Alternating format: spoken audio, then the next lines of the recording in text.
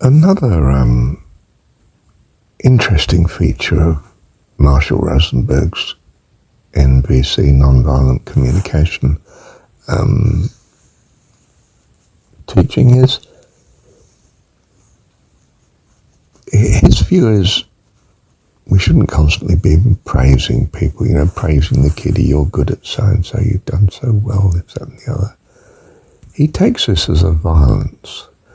Now, of course, I'm concerned with have a background of prison to praise, Merlin Crothers, praising God in all circumstances, that praise is a very good thing.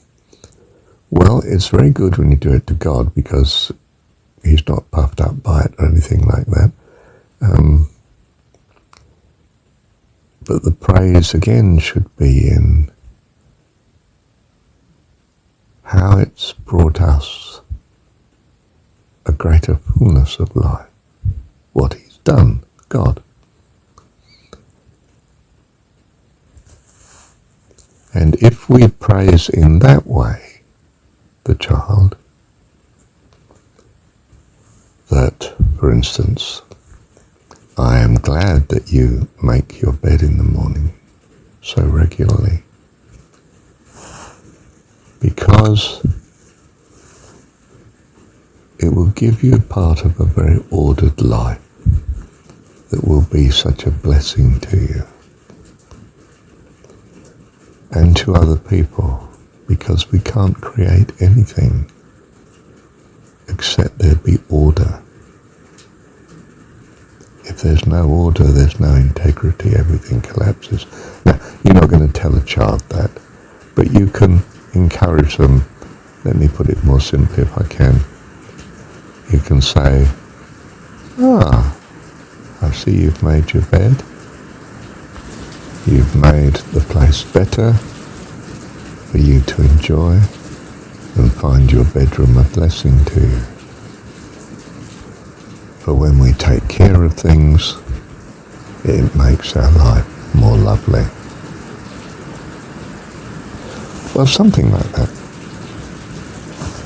But do you see, pointing out that in what way what they are or did is a blessing to them or to others. Why it's important, you see. Now, if they value what you see as important, then they will be encouraged and confirmed in doing so in the future. And you will have blessed them by letting them know the way in which you appreciate how they're living. You will, of course, by such praise, have greatly encouraged your fellowship, your friendship between the two of you, your relationship. And when we praise God, we should be doing the same thing, whether it's in praise or in the form of thanks. If we are saying, you have done this for me, God, and it's been such a blessing, such a help. Thank you. Then that praise and thanks strengthens your relationship with God, or whoever you're giving the praise and thanks to. You are building fellowship and harmony. And it is through fellowship and harmonious cooperation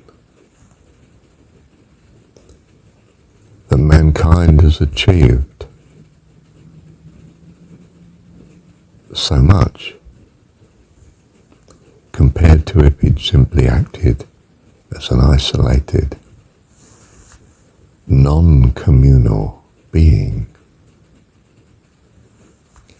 In fact, of course, if he'd done that, he'd have died of loneliness and vulnerability, of course. So we realize that praise and gratitude, praise and thankfulness, goes to the very heart of relationships and that relationships are everything to welfare, by which we mean wholesome life eternal. So I think, to come back to Marshall Rosenberg, I think his view is that, if I'm possibly rewriting it, but let me say this, it's okay very much to thank people for particular blessings and encourage such by confirming to them that they have been such a blessing to you or someone else. That form of praise and thanks is invaluable, whereas simply being told, oh, you're such a good fellow, I think that you're marvellous. Why? In what way? Oh, I think you're such a wonderful speaker. Well, we might be getting nearer to it now, in that something I've said has been of value. What was it that I said that was particularly helpful? Oh, when you said so-and-so, it reminded me of my dad, and now we've got there. Now I can rejoice, you see. Now Marshall Rosenberg could rejoice too, in knowing that I'd been a blessing to you. And I must bear this in mind in the future, that yes, I did talk about such and such a relationship, and it touched that lady, and she found that helpful. I wonder if others can be helped in that way. How can I build on this? Do you see, I've now been blessed by her praise, not simply puffed up by it that I'm a wonderful person or a wonderful speaker. What did I do that was so right that's triggered you to be saying this? And we should, I think, we would gain much by tracking that down. Now, in the case of my elder, actually he's not an elder, but we were talking about elders yesterday evening, saying that he thought I would make a good elder in a church. I did know what he meant, and I didn't need to take it as, oh, this is something I must guard against, humility. I should have taken it with greater consciousness of, yes, he means I'd be a blessing to people. And I suppose I'm now wondering, in what way did he think I'd be a blessing? I mean, for instance, he's a fundamentalist as far as I know. Not as dogmatic, though, as most of them there, not remotely as dogmatic. And I'm not a fundamentalist, so I wonder what it was that, and of course actually it's possibly that he's finding too much fundamentalism, too much. He appreciates the Saturday Fellowship approach of not writing off the Old Testament as if it's of no value once you've got the New. But he probably reacts a little in the way that I do against almost the exclusion of the New Testament for a worship of the Torah, the first 5 books of the Old Testament of the Bible. And he's probably stating an affinity with a view that I may be personifying. And I could have tracked that down, and perhaps I might to some extent in the future, although not picking up on whether I was reacting in a humble way or not, or whether that was relevant. And I'd like to say, separate to that what I'm saying here very much is that whether we're humble or prideful is pretty irrelevant with God, you know. What does seem to matter, oh my God, is that are we valuing being a blessing to those around us? Or are we oblivious, heedless of it. That's what's really important. Thank you, Dad. A better example occurs to me, which is something that I didn't actually receive directly, but Dad, who I didn't get on with terribly well, and I was very scared of. Well, I was scared when Mum was around anyway. Said, that although he didn't want children, according to Mum's report, he did appreciate the way that I never wore jeans. You see, jeans, blue jeans, he thought were a very scruffy form of living, and he didn't want his son to be a scruff. That wouldn't have been very good from his point of view, that his son was a scruff. In other words, he said, in what way my behaviour blessed him. He didn't say this to me, he said it to Mum, and Mum recounted it to me at some point.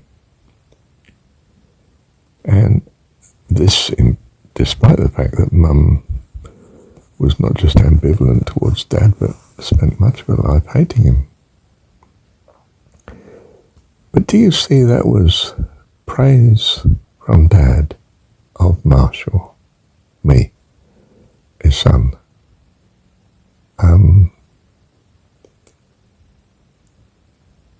That does wonders for the relationship between me and him. Because I know he values something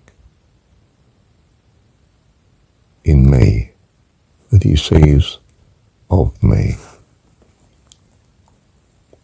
He's not just saying he's a good boy. He's saying in what way he values Marshall.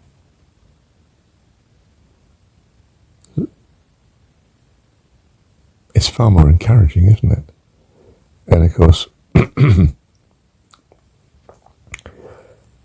you might think this is strange, but I've seen that as my way of dress, therefore, being acceptable to him, something he values, and something I value because he values it. If you see what I mean. Now, actually, when it comes to dress, I'm also very concerned that I overdress. I'm too smart and too formal, and I find it very hard to be casual.